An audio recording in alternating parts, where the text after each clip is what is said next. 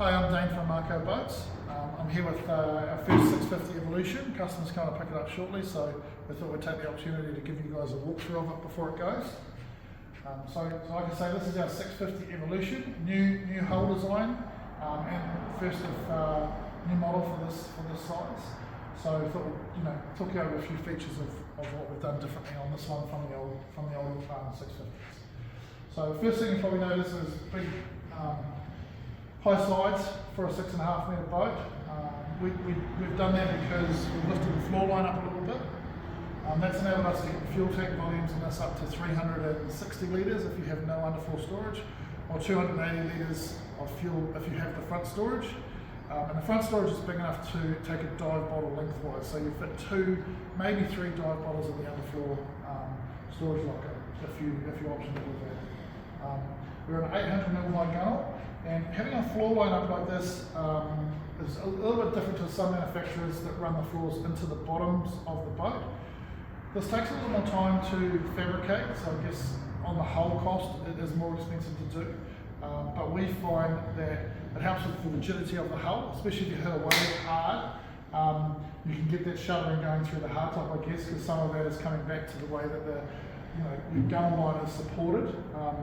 If you have the floor running into the bottom of the boat, you're relying on one corner weld to hold the structure of everything. Whereas when you have a floor line up higher, you have a boxed section, so it's less likely to, it's more rigid. So less often there's the potential for things to move when you're hitting waves. Also makes the boat, we find, very quiet when they're running. It traps all the water noise in underneath the floor. So that's something that we also notice with our hulls, how quiet they are when they're on the water.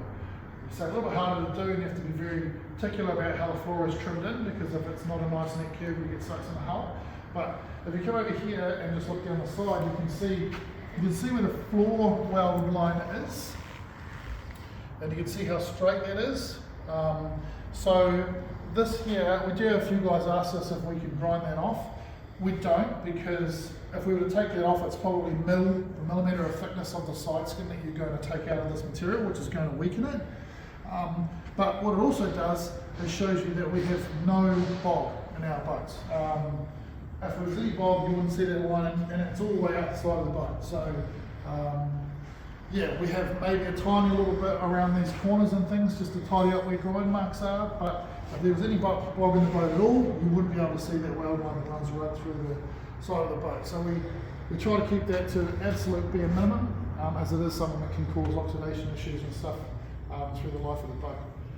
So we measure our boats from the pod face, where the motor bolts on, to the front of the boat where the side skins finish.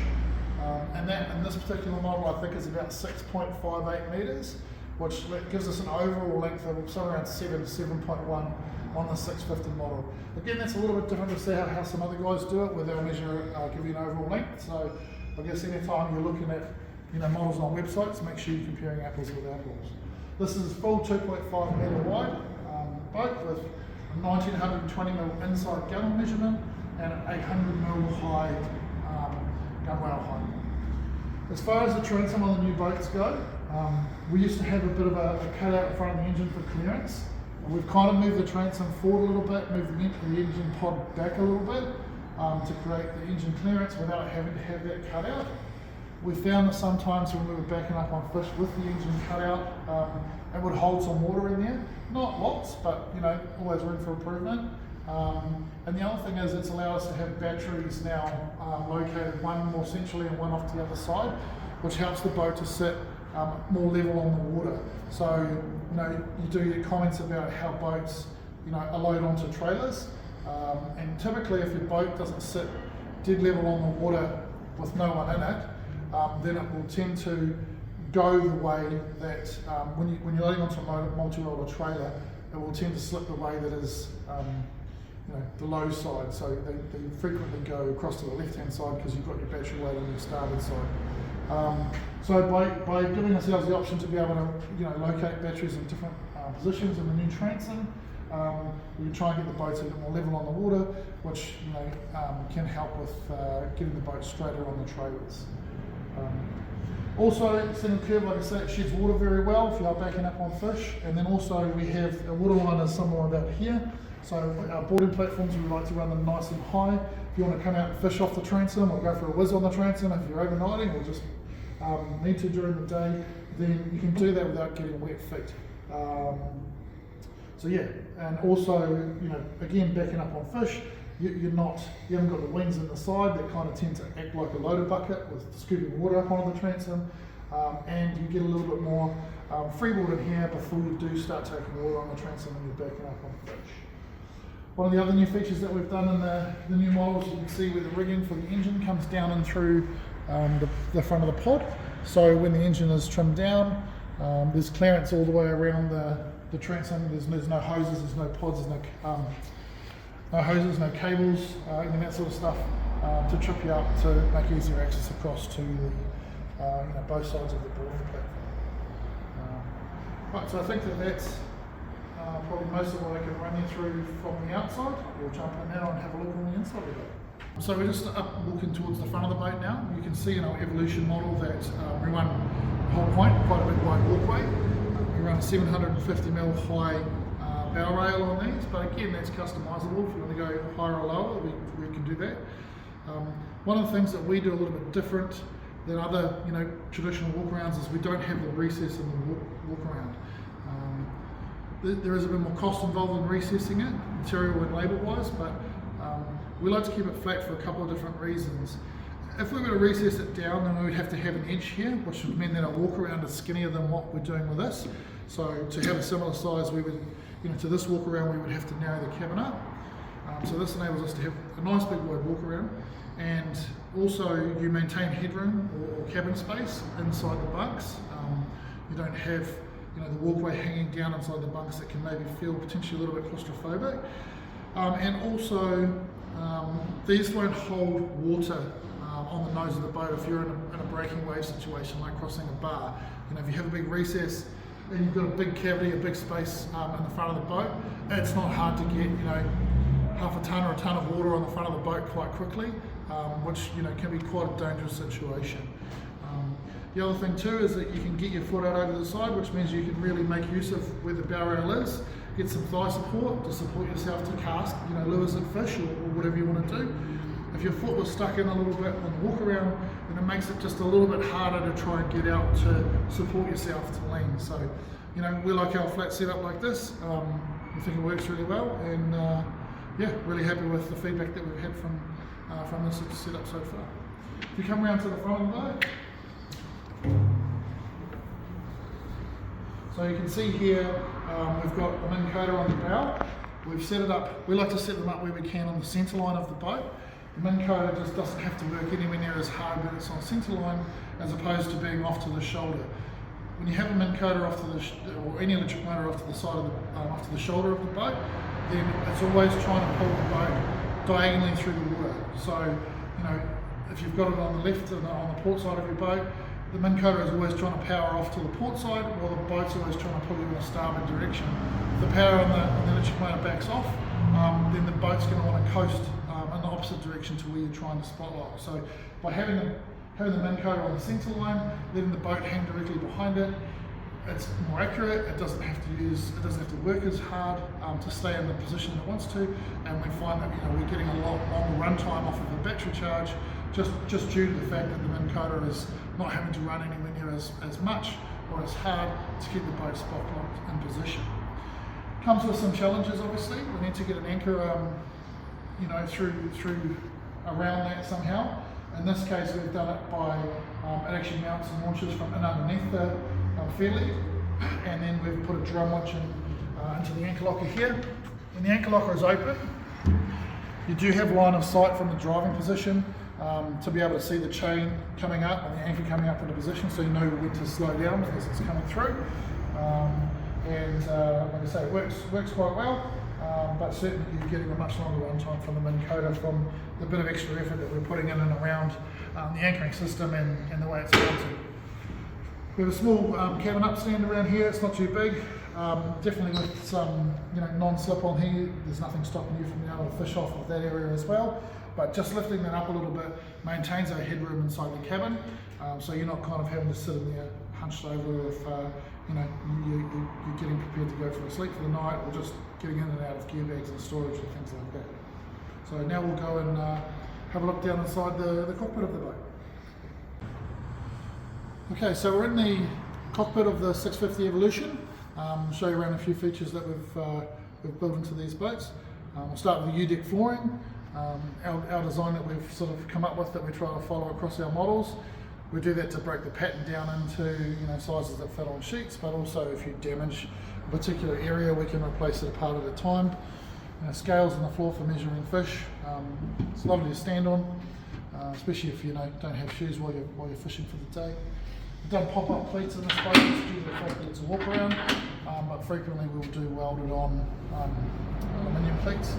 This has got our deluxe bait board in it, 2 cup holders, 4 rod holders, knife slots, room for hook removing pliers, icky spikes, pins if you're live baiting, cut out for knives in here, so if you've got good knives, you don't have to have them in contact with aluminium. They can hang through the slots with a cavity in the back, which we drain out through the back of the boat. There's no plastic hose hanging off the back of the bait board. And this works really well as a bit of a rubbish bin, so if you've pulled out your burley bag or your bait bag for the day and it's got all the juices and things in it, you can jam it down the back there, let it drain out while you're fishing, and grab it out at the end of the day. There's measurements cut into the board there for measuring your fish, and it's 250 millimeters, 10 millimeter increments. Rings just to hold onto if you want to wash the thing over the side of the boat. And then these cutouts will measure scallops, they're both 100 mils. The power size here, and then that cutout there, and there's male craytail and female craytail, so you can measure that sort of stuff. And then a couple of drawers as well. Keep it basic, we've just got plastic slides, so there's nothing there that needs to be maintained. And then a little clip in the back that grabs them, so that we don't have any latches or anything on the front. As far as the boat stuff goes, so we've got a bilge area down the bottom here. Now this is quite important, but we run our fuel tanks through, and the fuel tank is completely sealed in its own compartment. So there's a bilge pump area at the back of the boat there, which has a drain tube that runs from your forward storage and your footwell in the front of the cabin through to the back of the boat. And that means that everything that's in and around the fuel tank is a completely sealed compartment through the sealer. So the fuel tank is floating. It's not physically welded to any part of the boat. It's glued in place so that if the boat is moving, then we don't have any issues with cracking of the fuel tank. And so these parts here are the actual fuel tank itself, but again, sealed so that nothing is fixed rigidly with a weld that can potentially fatigue crack down the track with some movement. So having that area around the fuel tank be completely sealed off means that you don't have that crud and silt and things going in underneath where your fuel tank is, meaning that potentially down the track when you need to maintain the boat, you find there's some corrosion in the bottom of the boat that may be causing a leak. If it's not sealed off, then it's very difficult to pull that stuff up to get to it to repair it in the future. So by closing it off completely, we should be mitigating the issues that you'll have going forward around the corrosion and things in the bottom of your boat. This side here we've got the battery setup and isolating switches, circuit breakers, so if you want any extra electric reel sockets or anything like that requires a circuit breaker, then there's spaces there cut out for it. We always run a 3-way switch with a VSR. It's just a simple way to for the owners to look after boats. A lot of the hard work and switching between batteries for charging and things is done for them through that setup. And then on this side, again, we haven't set it up that way in this boat, but there's batteries can be on this side if need be, or one on this side and one in the centre. You've got your live bait tank valves. These are the pipe works that come through from the transom to rig the boat and rig your trim tabs and underwater lights. Fuel water separator in there, wash down pump. And then this is our expansion tank that comes from the fuel tank. So if you're filling your boat, that tank that's there will catch any fuel that's in your breather lines and then drain it back to tank, so you don't get the fuel coughing out through the transom as you're trying to fill. We find that we can fill a 400 litre tank from new with absolutely no issues until the final click off at the end when it's full. It will allow for some expansion with heat if you happen to have a boat sitting around with, you know, a full tank of fuel, but the expansion that the fuel will undergo in a, you know, 10 to 15, 20 degree temperature change will be more than what the capacity of this tank is. So it's not going to stop, you know, a fuel tank that's full from spewing fuel out the back of the boat, but it does give you a little bit of leeway for a tank that's a little less than full. So live bait tank in the corner.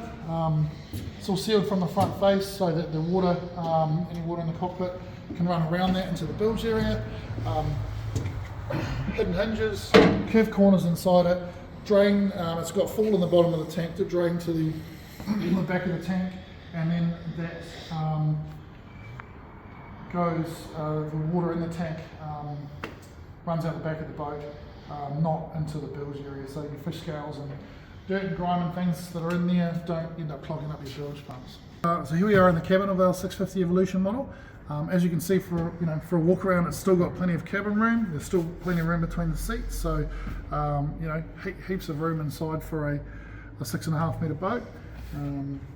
We've gone to the new models now having everything from 650s up being the binnacle control.